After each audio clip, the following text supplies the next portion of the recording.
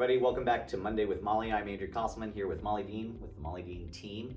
Every week we're coming to you guys and just talking a little bit about the mortgage process. Molly, today I wanted to kind of talk about several parts of the process, but really one concept, and that is the different ways money move during a transaction before you close on your mortgage, all right? So let's start at the beginning.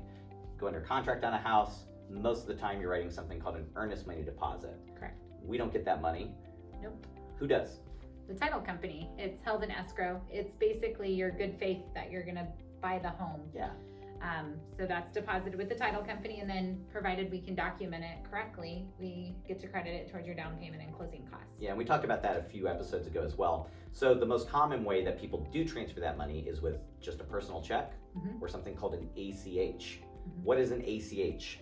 That is a debit. Like when you use your debit card and you swipe it at the gas station or at the grocery store, that is an ACH debit. The money comes out of your account like that. It's electronic, basically. It is. Is that the same as a wire transfer? Absolutely not. It's not an insured way of delivering funds. Okay, so beginning the process, I'm probably writing a check or just doing what's called an ACH to get my earnest money to the title company.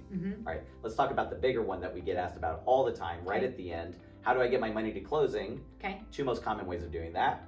Cashier's check. How's a cashier's check different than a personal check? The cashier's check is directly from the bank and it's guaranteed cash.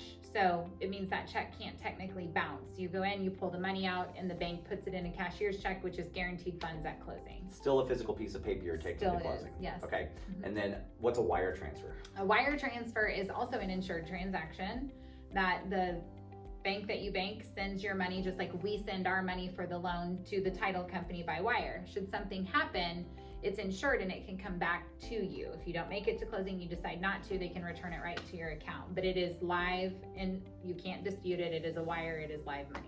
That's the biggest difference, I think, between an ACH and a wire transfer. I mean, there's a lot of differences, but the big one is ACHs can be disputed. You can call your bank and say, hey, this wasn't me. I need to claim this as fraud.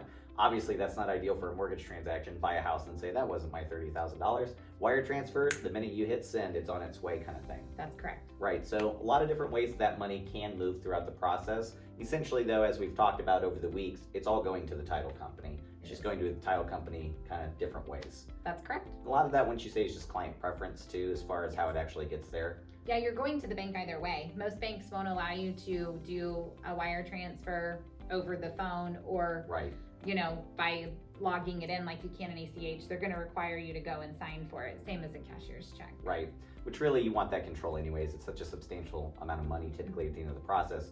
I mean, you want to make sure that you've got your hands all over it as the client who's actually handing that to somebody else. True. That's all I had for you today, Molly. Thank you so much. Happy Monday. Have a great week.